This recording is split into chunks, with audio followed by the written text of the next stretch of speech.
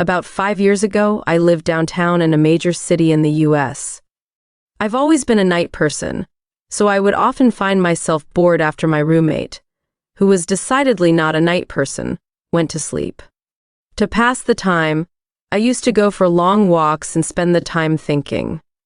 I spent 4 years like that, walking alone at night, and never once had a reason to feel afraid. I always used to joke with my roommate that even the drug dealers in the city were polite. But all of that changed in just a few minutes of one evening. It was a Wednesday, somewhere between 1 and 2 in the morning, and I was walking near a police-patrolled park quite a ways from my apartment. It was a quiet night, even for a weeknight, with very little traffic and almost no one on foot. The park, as it was most nights, was completely empty. I turned down a short side street in order to loop back to my apartment when I first noticed him. At the far end of the street, on my side, was the silhouette of a man, dancing. It was a strange dance, similar to a waltz, but he finished each box with an odd forward stride.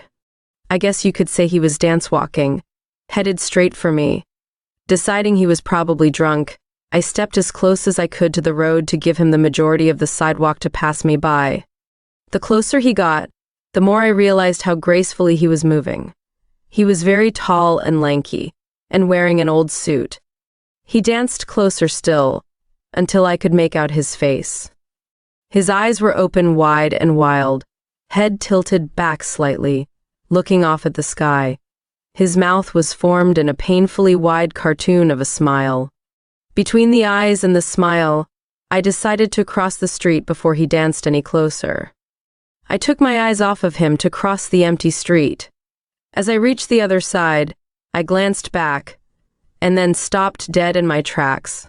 He had stopped dancing and was standing with one foot in the street, perfectly parallel to me. He was facing me but still looking skyward, smile still wide on his lips. I was completely and utterly unnerved by this. I started walking again, but kept my eyes on the man. He didn't move. Once I had put about half a block between us, I turned away from him for a moment to watch the sidewalk in front of me. The street and sidewalk ahead of me were completely empty. Still unnerved, I looked back to where he had been standing to find him gone. For the briefest of moments I felt relieved, until I noticed him. He had crossed the street, and was now slightly crouched down. I couldn't tell for sure due to the distance and the shadows, but I was certain he was facing me. I had looked away from him for no more than 10 seconds, so it was clear that he had moved fast. I was so shocked that I stood there for some time, staring at him, and then he started moving toward me again. He took giant, exaggerated tiptoed steps, as if he were a cartoon character sneaking up on someone. Except he was moving very, very quickly. I'd like to say at this point I ran away or pulled out my pepper spray or my cell phone or anything at all, but I didn't. I just stood there, completely frozen as the smiling man crept toward me, and then he stopped again, about a car length away from me, still smiling his smile, still looking to the sky. When I finally found my voice, I blurted out the first thing that came to mind. What I meant to ask was, "What do you want?" in an angry, commanding tone. What came out was a whimper. What? Regardless of whether or not humans can smell fear, they can certainly hear it. I heard it in my own voice, and that only made me more afraid. But he didn't react to it at all. He just stood there, smiling. And then, after what felt like forever, he turned around, very slowly, and started dance-walking away. Just like that.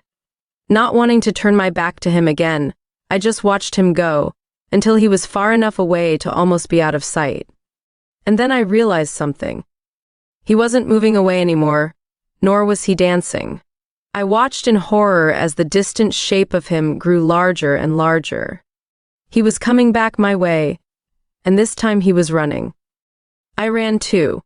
I ran until I was off of the side road and back onto a better lit road with sparse traffic. Looking behind me then, he was nowhere to be found. The rest of the way home, I kept glancing over my shoulder, always expecting to see his stupid smile, but he was never there. I lived in that city for 6 months after that night, and I never went out for another walk. There was something about his face that always haunted me. He didn't look drunk. He didn't look high. He looked completely and utterly insane. And that's a very, very scary thing to see.